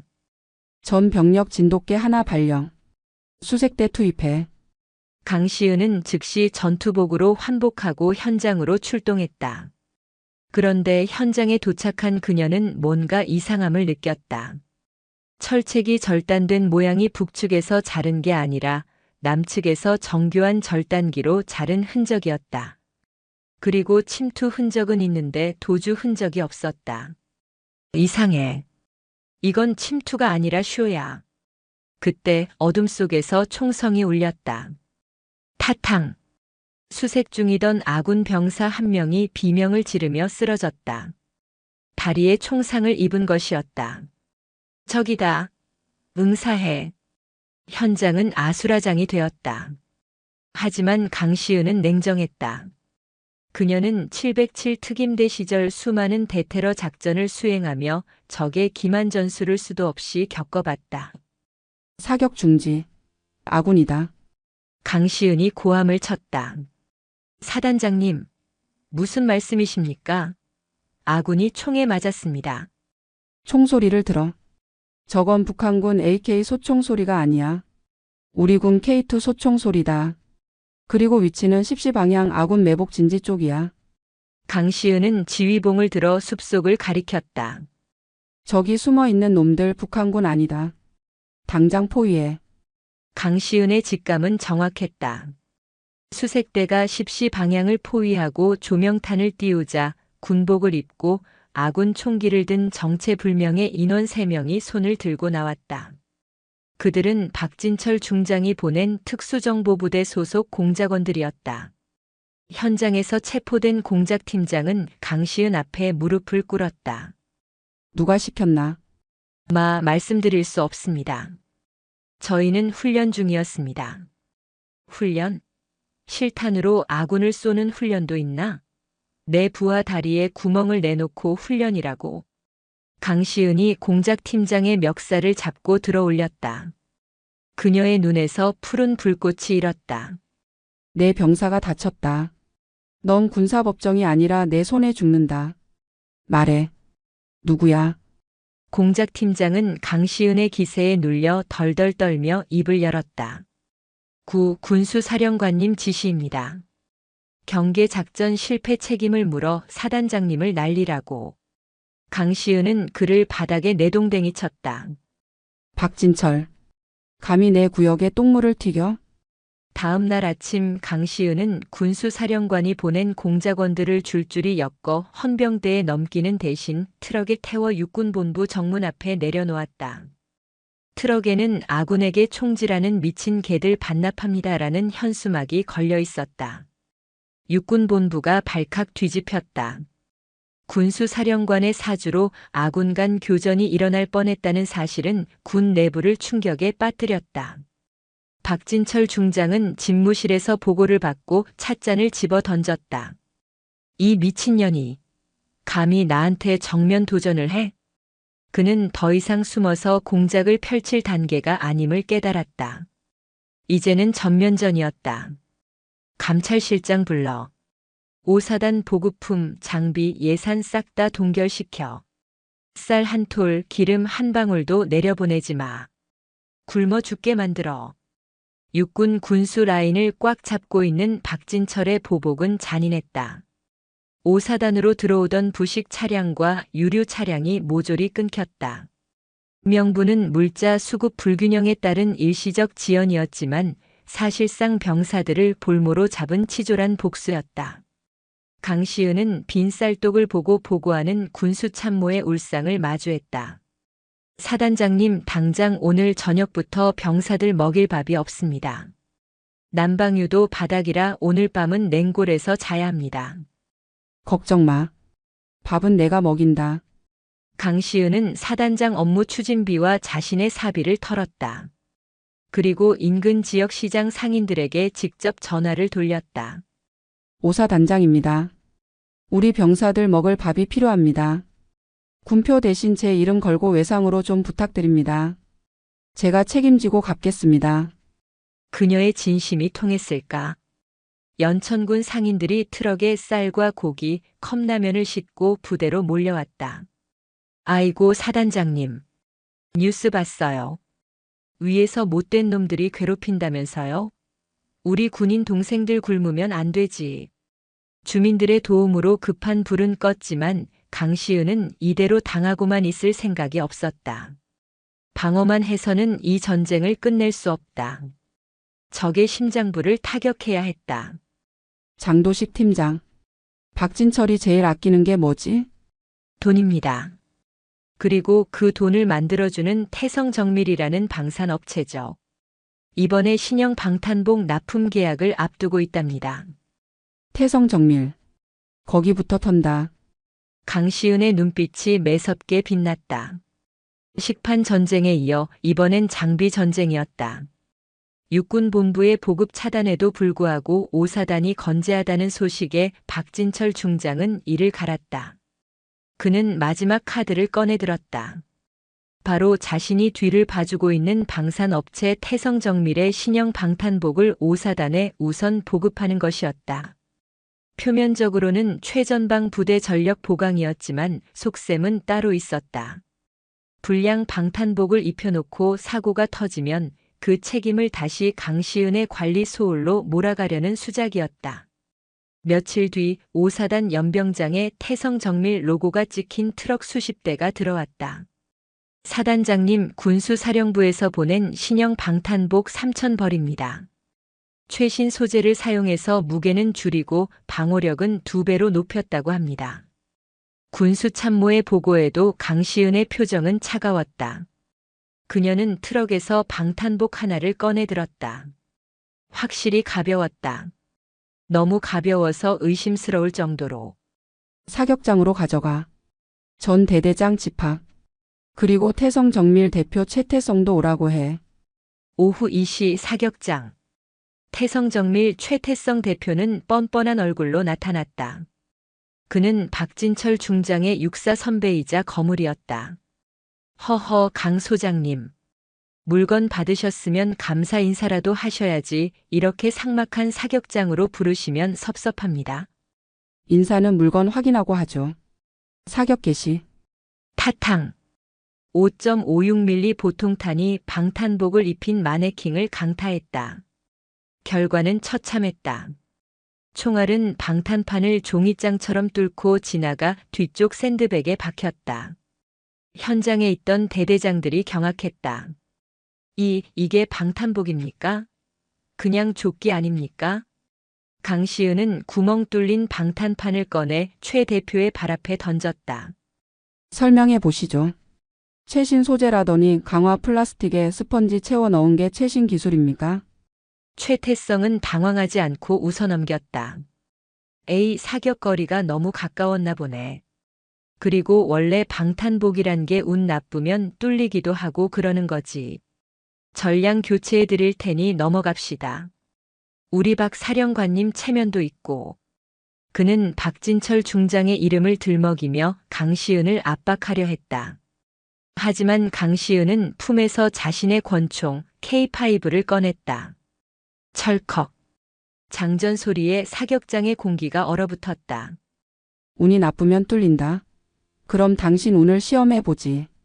강시은은 마네킹에 입혀져 있던 방탄복을 벗겨 최태성에게 던졌다. 입어. 뭐라고요? 지금 제정신입니까? 입으라고 했습니다. 당신이 만든 그 자랑스러운 방탄복 직접 입고 증명해. 권총탄은 소총탄보다 약하니까 막을 수 있겠지. 물론 운이 좋다면 말이야. 강시은이 총구를 최태성의 심장에 겨눴다. 살기. 707 시절 수많은 적을 제압했던 그 살기가 최태성을 압도했다. 이건 살인 미수야.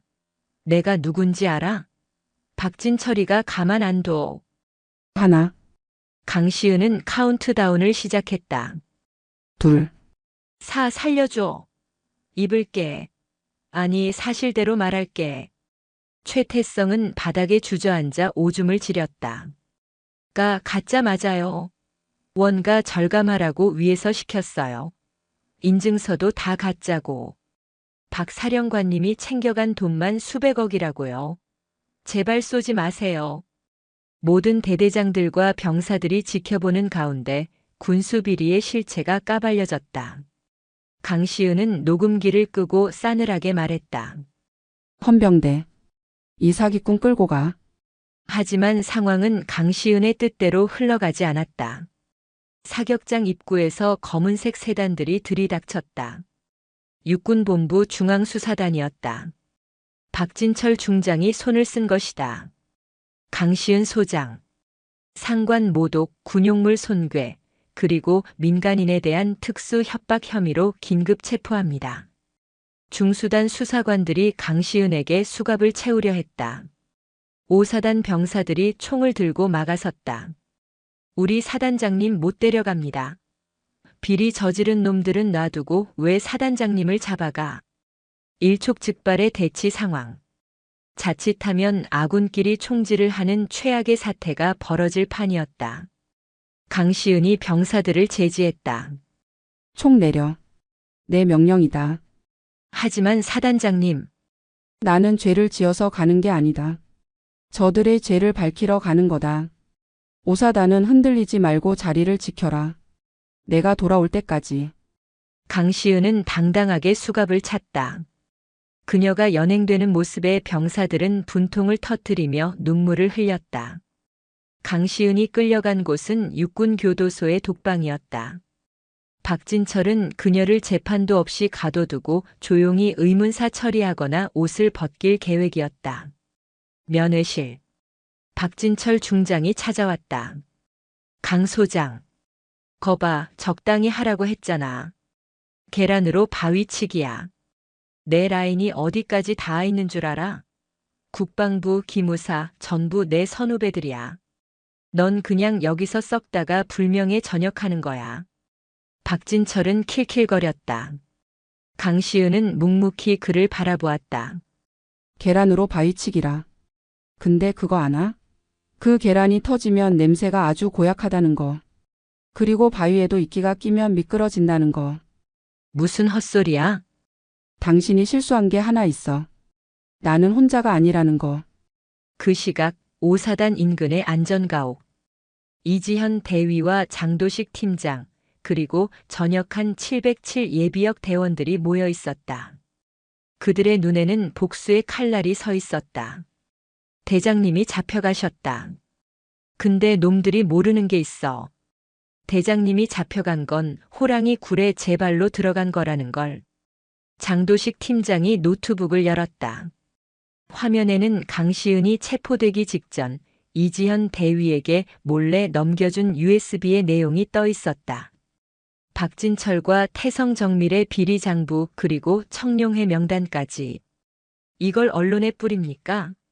아니, 언론도 놈들이 막을 거야. 우리는 직접 행동한다.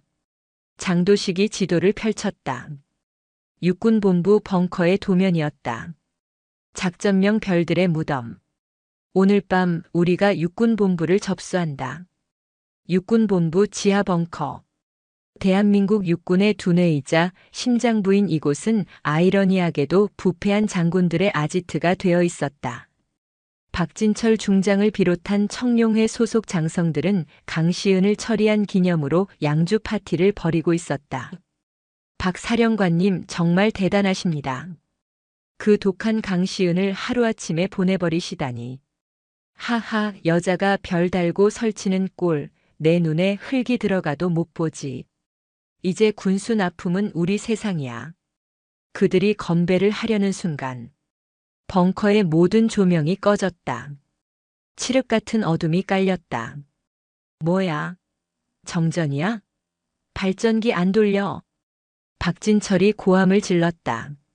하지만 비상등조차 들어오지 않았다. 완전한 암흑. 그리고 통신 장비들도 모두 먹통이 되었다. 외부와의 연결이 완전히 차단된 것이다.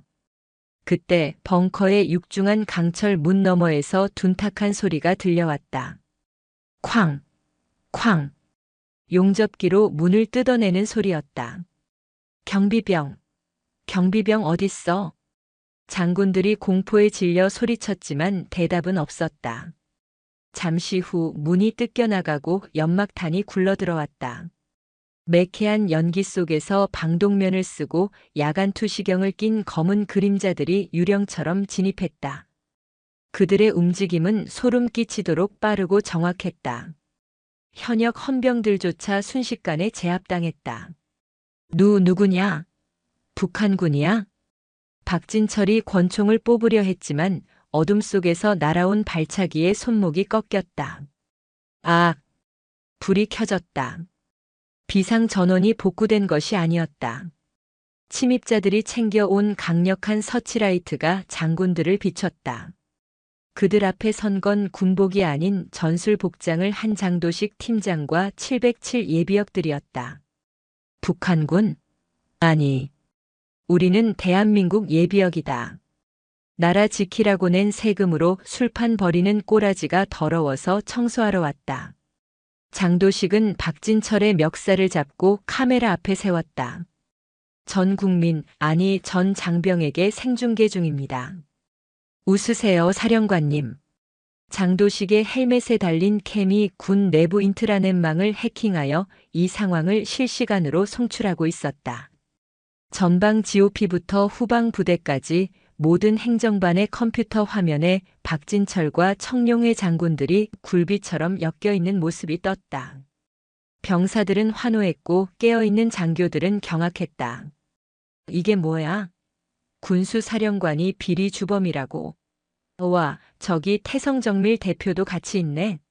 방탄복 비리 뽀록났다. 장도식은 품에서 서류 뭉치를 꺼내 박진철의 얼굴에 뿌렸다. 여기 당신들이 헤쳐먹은 비리 내역, 차명 계좌, 그리고 강시은 소장에게 뒤집어 씌운 공작 계획서까지 다 있다. 이제 끝이야. 그 시각 육군교도소. 강시은은 독방 문이 열리는 소리를 들었다. 교도소장이 사색이 되어 달려왔다. 인트라넷 방송을 보고 사태를 파악한 것이었다. 소장님. 아니 장군님. 나가셔야겠습니다. 국방부 장관님 특별 지시입니다. 장관이 이제야 정신을 차렸나 보군. 강시은은 정복을 갖춰 입고 교도소를 걸어 나왔다. 문 앞에는 이지연 대위가 관용차를 대기시켜 놓고 있었다. 충성. 사단장님 모시러 왔습니다. 육군본부 청소가 끝났답니다. 강시은은 차에 오르며 엷은 미소를 지었다. 가자. 마무리하러. 차는 곧바로 육군본부로 향했다. 벙커 앞에는 헌병대가 깔려 있었지만 그들은 강시은의 차를 막지 않았다. 오히려 길을 터주고 경례를 붙였다. 이미 대세가 기울었음을, 아니 정의가 누구 편인지 그들도 알고 있었기 때문이다. 벙커 안으로 들어선 강시은. 바닥에는 박진철과 청룡회 장군들이 포승줄에 묶인 채 무릎 꿇고 있었다. 장도식과 예비역들이 그녀를 맞이했다. 단결. 대장님, 쓰레기 분리수거 완료했습니다. 강시은은 박진철 앞으로 다가갔다. 그는 고개를 들지 못했다. 박진철 중장. 자네가 말했지? 계란으로 바위치기라고. 강시은이 박진철의 어깨에 달린 계급장을 거칠게 떼어냈다. 찍. 그 계란이 바위를 깼네. 아니, 썩은 바위라서 스스로 무너진 건가? 주 죽여라. 치욕스럽다. 죽여? 아니. 넌 살아서 죗값을 치러야 해. 내가 횡령한 돈으로 호요식할 때 뚫린 방탄복을 입고 떨었던 병사들의 고통을 평생 씹어 삼키며 살아라. 강시은은 뒤이어 들어온 국방부 검찰단장에게 손짓했다. 전원 구속해. 혐의는 내란 목적살인 미수 군용물 횡령 그리고 직권남용. 그날 밤 대한민국 육군의 별들이 우수수 떨어졌다. 청룡회는 와해되었고 군수비리 카르텔은 박살이 났다. 다음 날 아침 5사단 사령부. 강시은이 복귀했다. 위병소부터 본청까지 2km가 넘는 도로 양옆에 전 장병이 도열해 있었다. 누가 시키지 않았음에도 그들은 스스로 나왔다. 그녀가 차에서 내리자 연병장이 떠나갈 듯한 함성이 터져 나왔다. 와! 사단장님! 가시은! 가시은! 병사들은 군모를 던지며 환호했다. 강시은의 눈가가 촉촉해졌다. 그녀는 단상에 올라 마이크를 잡았다. 전체 차렷. 순식간에 정적이 흘렀다. 수천 명의 병사들이 칼같이 부동자세를 취했다. 사단장에게 대하여 경례. 단결. 우렁찬 경례 구호가 연천의 하늘을 찔렀다. 강시은은 거수 경례로 답했다. 쉬어. 다들 고생했다. 너희들이 내 등 뒤에 있어줘서 내가 물러서지 않을 수 있었다. 고맙다. 그녀의 진심 어린 한마디에 병사들의 눈시울이 붉어졌다. 자, 이제 배고프지 않나? 오늘 점심은? 강시은이 씩 웃었다. 박진철 중장이 뱉어낸 돈으로 산 특식이다. 1인당 치킨 한 마리씩. 배 터지게 먹어라. 와! 충성! 충성! 다시 한번 환호성이 터졌다. 강시은은 하늘을 올려다보았다. 구름 한 점 없는 맑은 하늘. 이제야 비로소 5사단의 진정한 평화가 찾아왔다. 하지만 그녀는 알고 있었다. 평화는 지키는 자의 몫이라는 것을. 그리고 그녀는 언제든 다시 싸울 준비가 되어 있었다. 육군본부의 부패 세력을 일망타진한 별들의 무덤 사건 이후 제5보 병사단은 대한민국에서 가장 유명한 부대가 되었다. 언론은 연일 강시은 소장의 리더십을 찬양했고 입대 장병들 사이에서 5사단은 가고 싶은 부대 1순위로 꼽혔다. 하지만 명성에는 늘 시기와 질투가 따르는 법이었다. 봄 기운이 완연한 4월 합동참모본부 전비태세 검열실에서 대규모 검열단이 들이닥쳤다. 검열단장인 최무성 소장은 육사 출신의 원칙주의자로 평소 강시은의 파격적인 행보를 쇼맨십이라며 못마땅하게 여기던 인물이었다.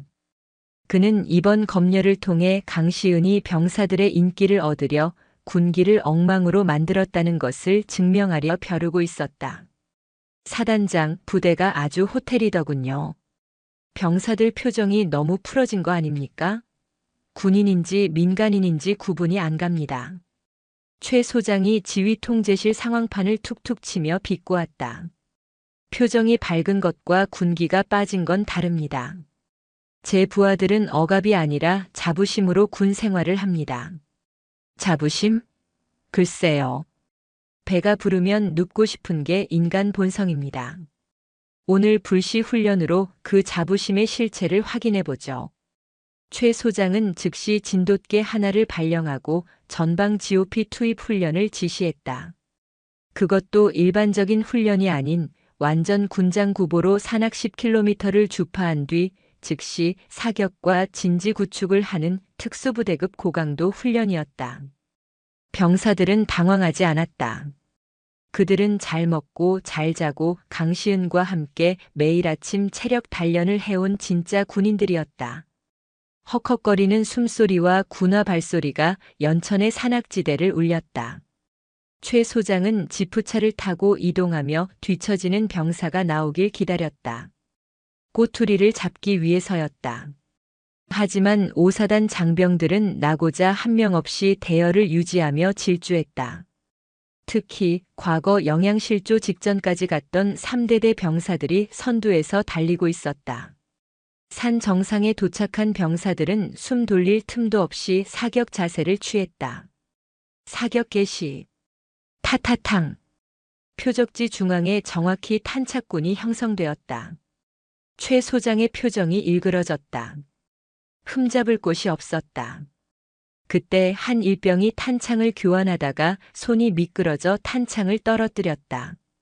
아주 사소한 실수였다. 하지만 최 소장은 먹잇감을 발견한 하이에나처럼 달려들었다.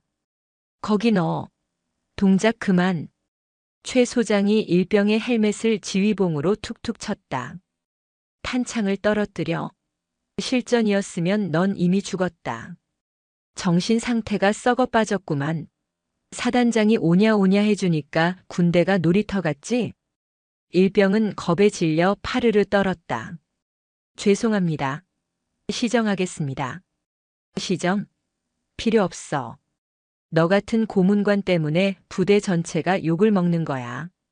완전 군장하고 연병장 100바퀴 돌도록 해. 실시. 그것은 명백한 가혹 행위이자 감정적인 화풀이였다.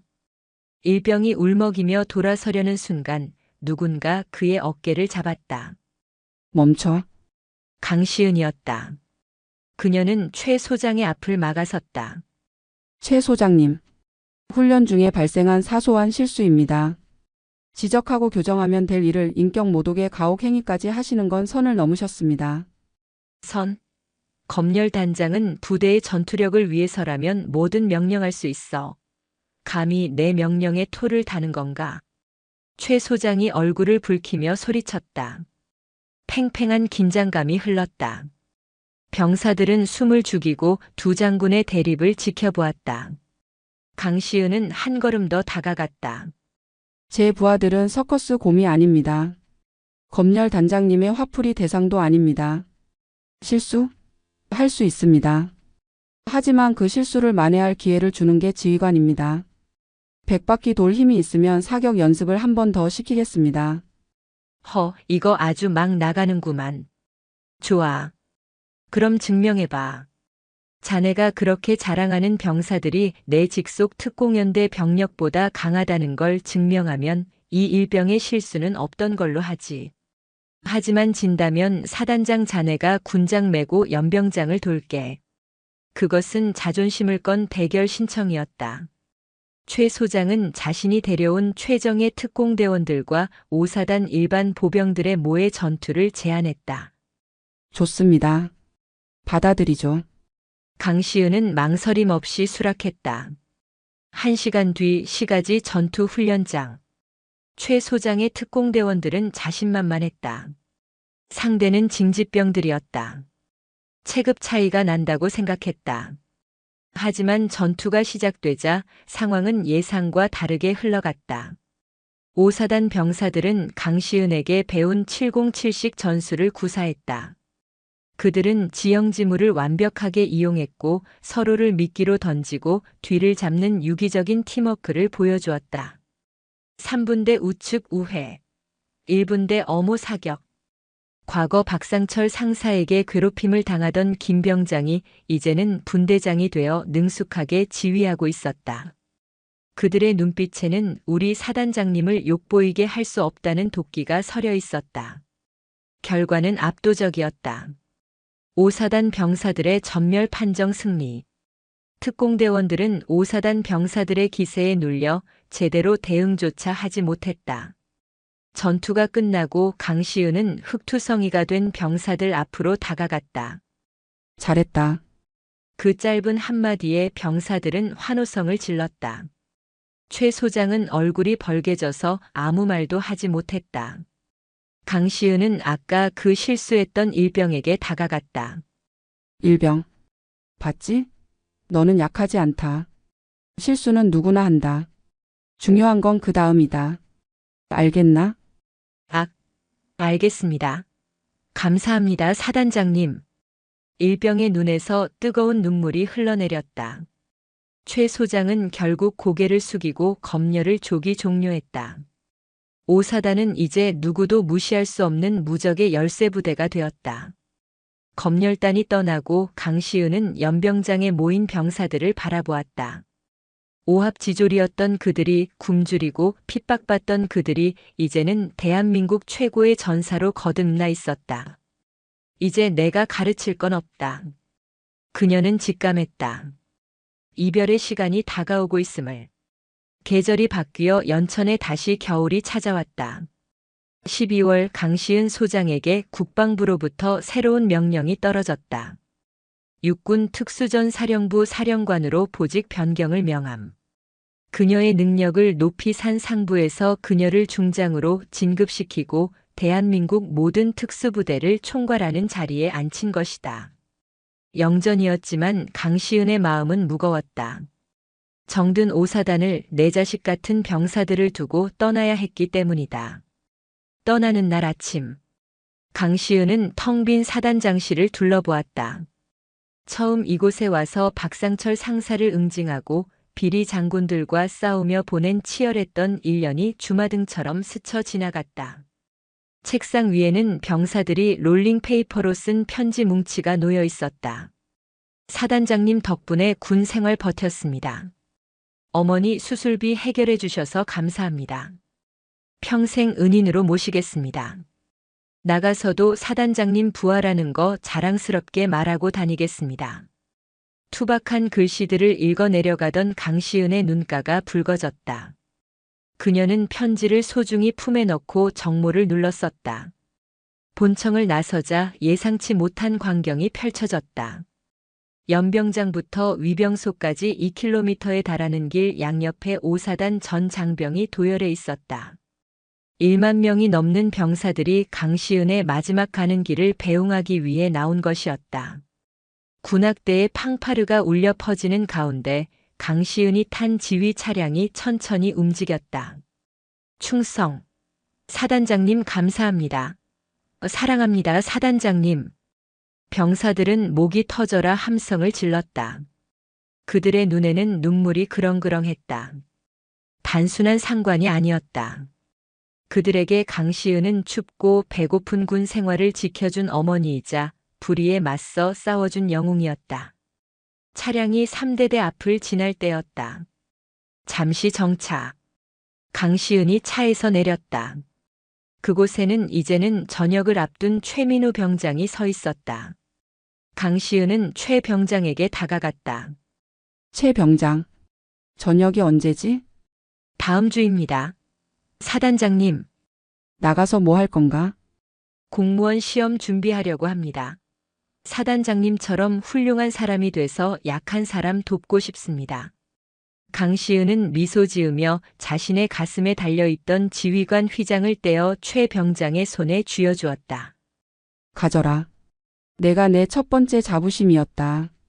최 병장은 오열하며 고개를 숙였다. 울지 마라. 사나이는 함부로 눈물 흘리는 거 아니다. 강시은은 다시 차에 올라탔다. 위병소를 통과하기 직전 그녀는 차 밖으로 몸을 내밀어 마지막으로 부대를 뒤돌아보았다. 눈 내리는 연천의 하늘 아래 펄럭이는 열쇠부대 깃발. 그리고 자신을 향해 거수 경례를 하고 있는 수천 명의 아들들. 강시은은 오른손을 들어 답례했다. 단결. 그녀의 경례는 그 어느 때보다 절도 있고 단단했다. 차는 위병소를 빠져나가 멀어졌다. 하지만 강시은이 남긴 전설은 오사단에 영원히 남았다. 1년 후, 연천의 한 국밥집. 갓 전입 온 신병과 휴가 나온 병장들이 국밥을 먹고 있었다. TV 뉴스에서는 최초의 여성 특전사령관 강시은 중장, 국제 테러 조직 소탕 작전 성공이라는 보도가 나오고 있었다. 와, 저분이 우리 부대 사단장님이셨지? 신병이 눈을 반짝이며 물었다. 그럼 임마. 전설이지 전설. 저분이 계실 때 우리 부대가 어땠는지 아냐? 똥별들 다 때려잡고 병사들 밥상부터 싹 갈아엎었어. 저분 덕분에 우리가 지금 이렇게 다리 뻗고 자는 거야. 병장은 국밥을 한 숟가락 크게 뜨며 자랑스럽게 말했다. 그때 행보관이던 박상철 기억나냐? 그 인간 지금 출소해서 저기 역전에서 노숙하고 있다더라. 꼴 좋지 뭐. 진짜입니까? 와, 권선징악이네. 그때 식당 문이 열리고 말끔한 정장 차림의 청년이 들어왔다. 공무원증을 목에 건 그는 TV 속 강시은의 모습을 보며 흐뭇하게 미소 지었다. 최민우였다. 그는 마음속으로 조용히 은조렸다. 사단장님, 약속 지켰습니다. 저도 이제 누군가를 지키는 사람이 되었습니다. 그는 주머니에서 낡은 지휘관 휘장을 꺼내 만지작거렸다. 열쇠 모양이 새겨진 그 휘장은 여전히 반짝이고 있었다. 강시은은 떠났지만 그녀가 열어젖힌 정의의 문은 다시는 닫히지 않았다. 열쇠 부대의 전설은 그렇게 완성되었다.